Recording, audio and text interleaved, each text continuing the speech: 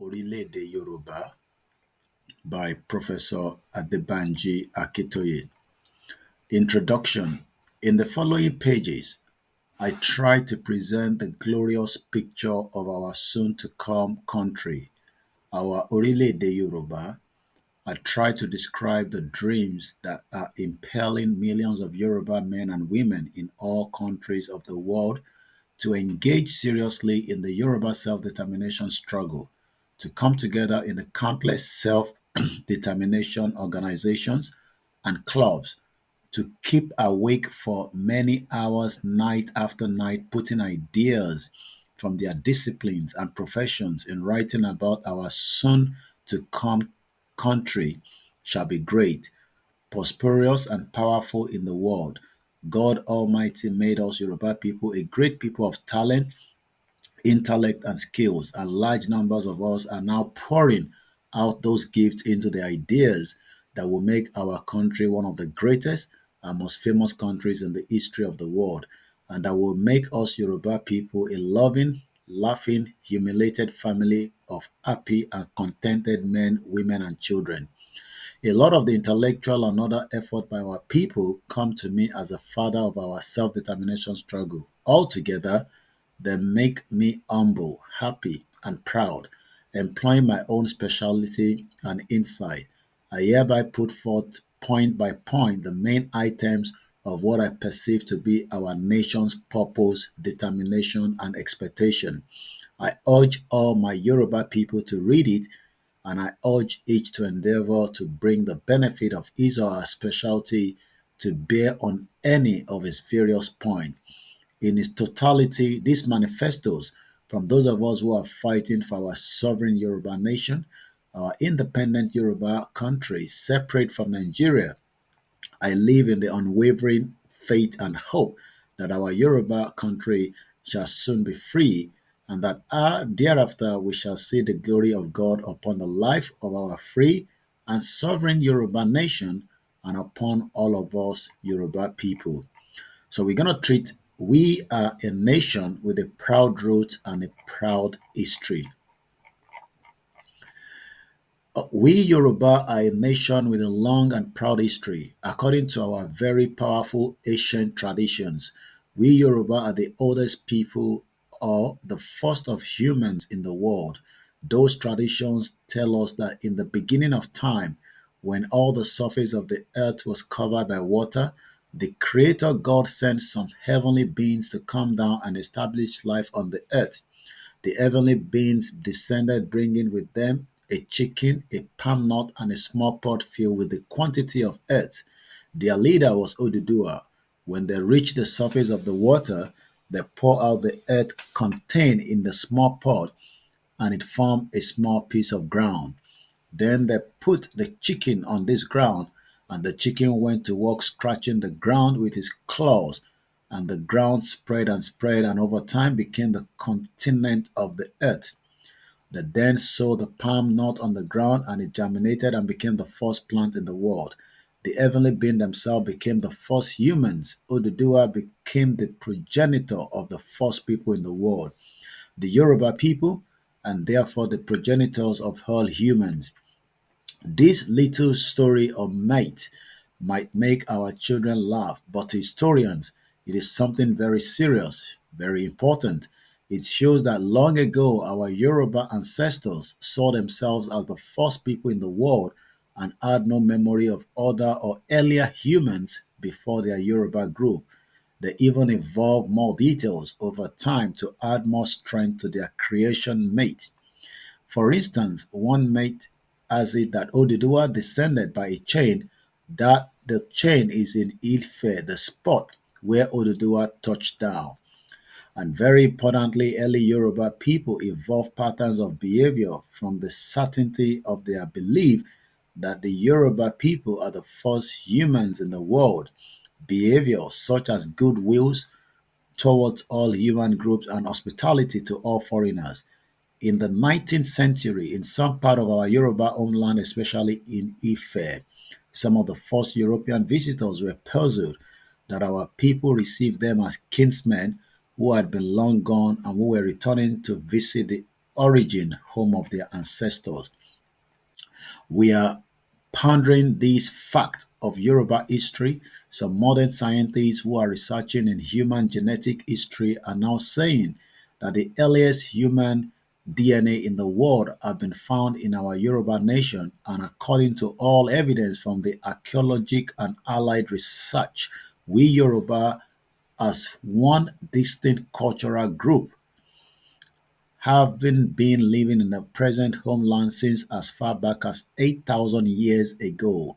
The earliest human bone fossil found in a cave near Akure in Yoruba land and dating to 6000 BC, 8,000 years ago, is the oldest human bone fossil found in West Africa since 8,000 years ago. We Yoruba have owned and held this homeland, and we have developed on it from age to age the highest level of civilization in the Black Africa south of the Sahara.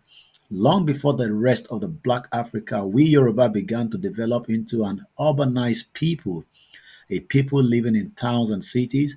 Our homeland was the only urbanized part of the Black Africa for many centuries. We built our first towns in the 9th century AD, the first being the town of Ile-Ife. We built more and more in the following centuries. By the time the earliest European explorer came to the coast of West Africa in about 1417 AD, we already had very many towns and cities all over Yoruba land. Most of them were, by the date, we were one of the most urbanized peoples in the world. Most of the Yoruba city walls were great works of engineering. Modern researchers who have done research on one of the city walls, the Ijebu-Ode city wall, have described it as one of the greatest man-made structures of the ancient world. These researchers added that in terms of the amount of earth and rock that was moved in the constructions of Ijebu-Ode city wall and the Great Pyramid of Egypt, the Ijebu wall was larger than the Great Pyramid. They also added that the surviving segments of the Ijebu city wall are visible from the space. Our urban civilization was a product of our successful economy. The starting base of this successful economy was our agriculture. Taking advantage of our fertile land, our farmers raised more and more kinds of crops and produced increasing volumes of food. Many of them produced food for the urban market and became some of the richest men in society. The first European explorers in the interior of the Yoruba homeland in 1825 and 1826 wrote that throughout their journey, they saw on the both sides of their path extensive plantations of yam, cotton, corn, indigo, oil palm trees, and coconut trees, and they concluded that the Yoruba people were very industrious people. These explorers added that the approach to many Yoruba towns was an imposing avenue of lordly trees, that Yoruba cities and towns were clean habitation, that people who were usually rushed out in the Yoruba cities and towns and villages to see the white explorers were always cleanly dressed, and that Yoruba people were an exceptionally hospitable people everywhere. Our towns were also vibrant centers of trade, craftsmanship, arts, music, producers of cotton goods, especially various kinds of clothes and cotton yarn, smith producing various kinds of metal tools and implementing producers of jewelries, including beads, various kinds of entertainment and entertainers, including mask entertainers, diviners, herbal healthcare providers, and many others. Our homeland was a land of great commerce. Most traders traded only within their towns, and each town various sizes of marketplaces existed. Some of the largest marketplace was famous throughout our country and even beyond our country. One European trader wrote in about 1700 that one of the Yoruba marketplace he visited was at least 4 times the size of the new market in Amsterdam, that not less than 6,000 traders were trading in it that morning, and that he was greatly impressed by the orderliness that prevailed in it. From a long distance away, wrote some explorers, the noise from a large Yoruba marketplace on the market day was like the roaring of a great sea. Many marketplaces offer nighttime trading, This commonly meant that the daytime trading closes at about 6 p.m. and the nighttime trade starts at about 9 p.m. The 1825 to 1826 explorers wrote that when one approached a nighttime market from a distance, it was as if one was approaching a sea of stars because the traders lighted small oil lamps to illuminate the goods they were selling.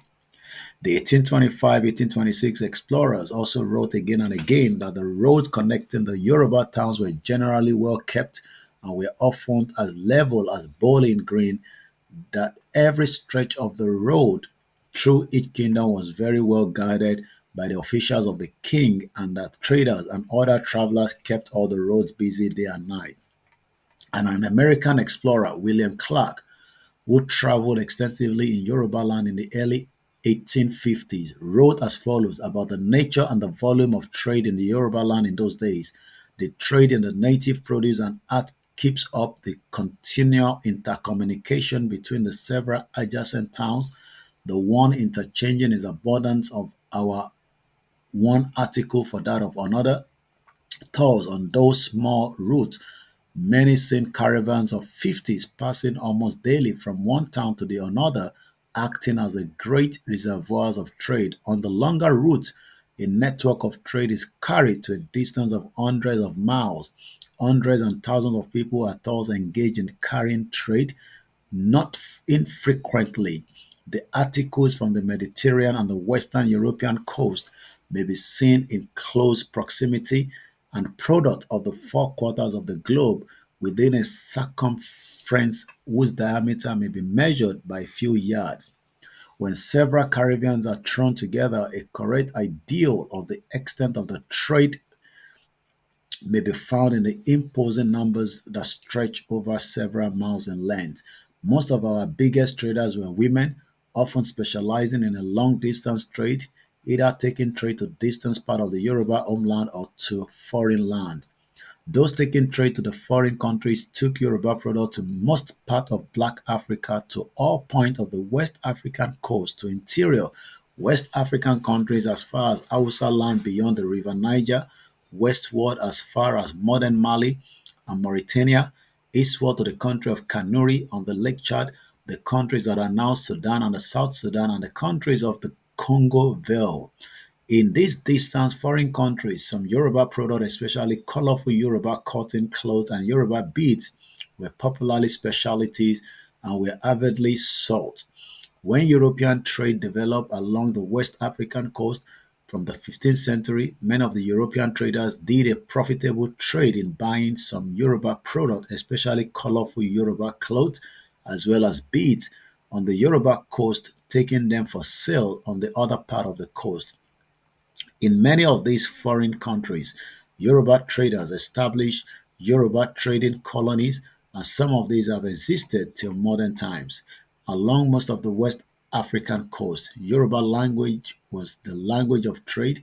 A French Roman Catholic priest, Father Colombin, who visited most of the West African coast in 1636 to 1640, wrote that the Yoruba language was the language of trade everywhere along the coast, and that in fact the peoples of these countries used the Yoruba language in the same way that the peoples of the Europe in this time used the Latin language. That is why the people of every nation spoke their native language. Most of their leading citizens, like traders, rulers, etc., spoke the Yoruba language as well. In the same century, another European explorer, Alfred Dapper, wrote that among one of the nations on the West African coast, the people seldom spoke their native language, but spoke mostly the Yoruba language, which in their countries regard as a noble language. Over this whole dynamic and rich civilization, we Yoruba established an elegant system of leadership and order topped by a monarchic government. Each of our towns was ruled by a king or oba, below whom a number of high and low chiefs bore responsibility for part of the town.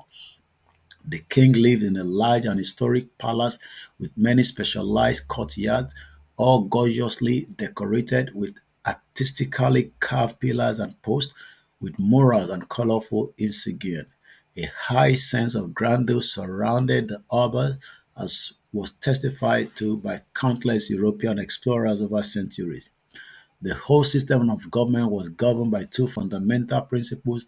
The first of these was the principle of sovereignty of the people, the principle that power belongs to the people. Thus, we Yoruba rejected the universe practice whereby kings are succeeded automatically by their biological children, and whereby citizens have no role in selections of the kings, and choose instead a system whereby the subjects select their king from among the members of the royal lineage.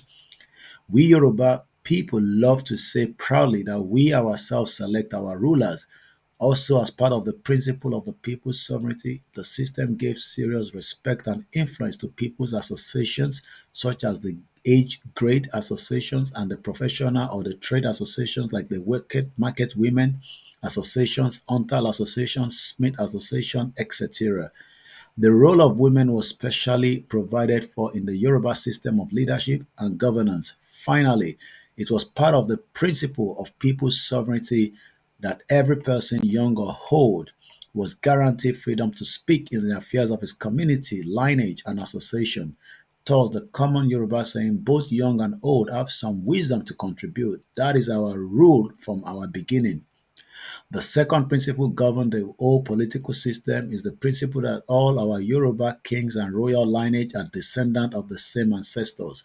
From this principle sprang a large array of belief, practice, dynastics, relationships, rituals, and art forms, all of them asserting and emphasizing the origin of all our kings from the same ancestral family, the oneness of our kingdoms, and the unity of our Yoruba nation as one nation. A Yoruba king, particularly kingdom, might be small, but he reign and glow in his unbroken consciousness of the largeness of his Yoruba family of kings and kingdoms. From the 16th to the 19th century of our kingdoms, the Oyo-Ile kingdom, occupying the northwest part of our national homeland, struck out and built an empire covering part of Yoruba land and other large territories of many Yoruba peoples, up to the territories that are now Benin and Togo republics. The largest empire in the history of the West African forest land, this Oyo Empire was similar to the Australian Empire, in which the German state of Austria built an empire consisting of the German and non-German territories and peoples. When the European Christian missionaries brought Western education to Africa in the mid-19th century, we Yoruba adopted it more strongly than the other part of the Black Africa. Schools quickly sprang up in most Yoruba towns. By the last years of the 1850s, we were already producing university graduates and highly educated professionals, lawyers, doctors, engineers, accountants, surveyors, teachers, writers, etc. The first newspaper in the Black Africa was published in our city of Abeokuta, 1859. Others soon followed in our other cities. At the amalgamation of Nigeria in 1914, we were very much ahead of the rest of Nigeria in education. The first schools did not come to the most of the rest of Nigeria until 1920s, by which time many Yoruba families were already producing their third generation of university graduates. No other Nigerian nation produced their first university graduate until the mid-1930s. In the course of the 1950s, with Nigeria then structured as a federation of three regions, East, North, Western region, each vested with a limited self-government, we Yoruba immediately took our Western region far above and beyond the other two regions in all aspects of development, building our new roads, highways, provisions of urban water supply, advancement in agriculture and agricultural export, establishment of skills development institution for youth, first industrial estate, residential estate in Africa, first television station, first free education program in Africa, first modern sports stadium in Nigeria, etc. The free education program proved very revolutionary. It raised us Yoruba people above the rest of the Nigeria, and unofficial statistics commonly circulating in the 1970s had it that though we were Yoruba, were about 24% of Nigeria's population, we Yoruba were 52% of all Nigerian holders of university degrees. 70% of Nigerian holders of higher degrees such as master's and doctorate degrees. Politically, our Western region developed the most democratic system of government and politics and the most professional, competent civil service in Nigeria. Our Western region occasionally gave loans and even grants to Nigeria federal government. Altogether, We Yoruba grandly display our inherent strength as a nation of civilization builders, and we were poised to go higher and higher in the world. That is the first segment, the good news, part two, our prosperity in our Orilede Yoruba by Professor AdeBanji Akintoye. This is Koikimedia, bringing the world closer to your doorstep.